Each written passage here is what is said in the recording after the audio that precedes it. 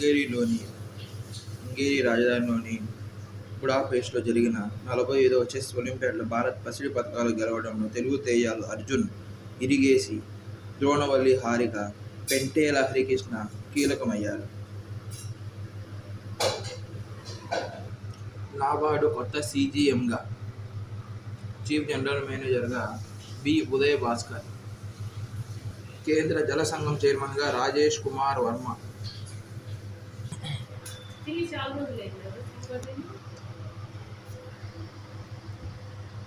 నయా air India express AI express AIX connect విలీనం పూర్తి. దేశీయంగా విమానయాన సంస్థల విలీనంలో సరికొత్త శకం ఆరంభమైంది. టాటా గ్రూప్కు చెందిన చౌకధరల విమానయాన సంస్థలు air India, AI express, AIX connect గతంలో ఎయిర్ ఏషియా ఇండియాల విలీన ప్రక్రియ మంగళవారం పూర్తయింది.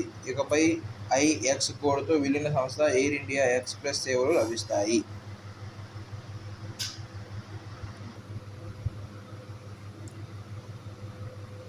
10,900 కోట్లు కేటాయింపు పీఎం ఈ-డ్రైవ్ 10,900 కోట్లతో పీఎం ఈ-డ్రైవ్ పథకాన్ని ఆవిష్కరించింది. 2024 అక్టోబర్ 1 నుంచి 2026 మార్చి 31 వరకు అమలు.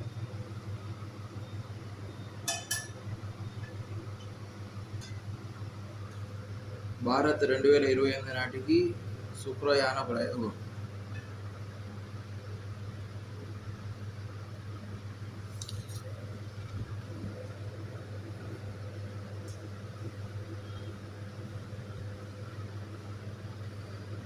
అమెరికా 2029లో శుక్రుని పైకి డావించి 2031లో వెరిటాస్ను ప్రయోగించాలని నిర్ణయించింది. ఈఎస్ఏ 2020లో ఇన్విజన్ ప్రయోగానికి సిద్ధమైంది. ఆత్మనిర్భర్ భారత్ కార్యక్రమంలో భాగంగా 2020 జూలైలో ఏఐఎఫ్ను ప్రధాని ప్రారంభించారు. రైతుల ఆదాయాన్ని పెంచడం, పంట తర్వాతి నిర్వహణ సమస్యలను పరిష్కరించడం, తద్వారా ఆహార నష్టాన్ని తగ్గించడం దీని ప్రధాన లక్ష్యం. కొత్త ప్రాజెక్టులు, కొత్తదనం సాంకేతిక పరిజ్ఞానాన్ని పెంపొందించడం ద్వారా ఈ సవాళ్లను ఎదుర్కోవాలి. ఏఐఎఫ్ కింద బ్యాంకులు 9% వడ్డీ పరిమితితో ఏడాదికి 3% వడ్డీ రాయితీ రుణాలు, CGTMSA credit guarantee fund, trust for micro and small enterprises కింద ఆర్థిక సంస్థలు 2 కోట్ల వరకు రుణాలు అందిస్తాయి.